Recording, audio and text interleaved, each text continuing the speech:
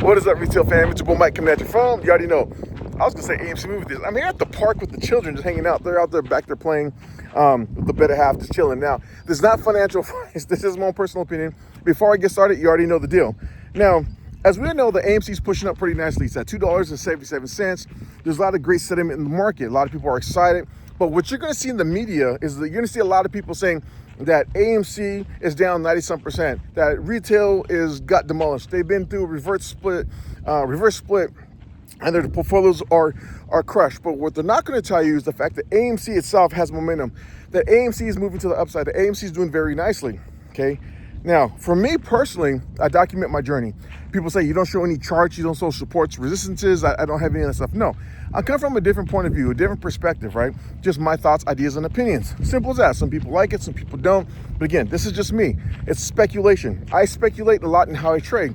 I see something that may be possible, I put my money where my mouth is, and I make it happen. Now, sometimes I win, sometimes I lose, but for the most part, I do pretty damn well when it comes to this. Now, AMC specifically, just AMC, okay? Now, the movie slate for 2026 is fantastic. I think there's a lot of momentum moving forward. This $2.80 area right now, it looks great. And one thing I said, I'm gonna keep beating this, but I did say, if you put $100 in AMC and you put $100 in GameStop, in 2026, you're gonna do much better in AMC than you will in GameStop. Now, as we see, GameStop is down, AMC is up, and my position when it comes to shares, up about 170%, almost 200%. Now, one thing that I wanna just be very clear is last week when I sold my options, okay, my June 18th calls, now they were the $1.50 strike price and the $2 strike price. They did very well. But one thing that I don't do is I don't look at the price. The price right now, yes, they could have been up much more, but I sold those. I sold them last week. I don't look back. Could I made more money? No, I had a plan. My plan was to get out before the beginning of this week. Why? Because if anything happened to the downside, I didn't want to start giving away profits. Okay, simple as that. Now, could I have made much more money if I held on? Yes, but this is the stock market. You don't know what's going to happen on a day-to-day basis. The retail investor is always last to know. So even though AMC is pushing up, fine. I still have my calls for 2028 of January. I still got all my shares. Totally fine. I don't look back at what I could have, should have, and maybe I could have held on and made more. Because you do that, you're going to start getting into here. And if you're not thinking straight, you're going to end up losing money. You're going to be siphoning off money and you're going to make bad decisions. I had a plan. My plan was to get out before the ending of last week, and that's exactly what I did. I made hundreds of gains of profits, and I'm totally good and totally great. Now, one other thing before I get out here.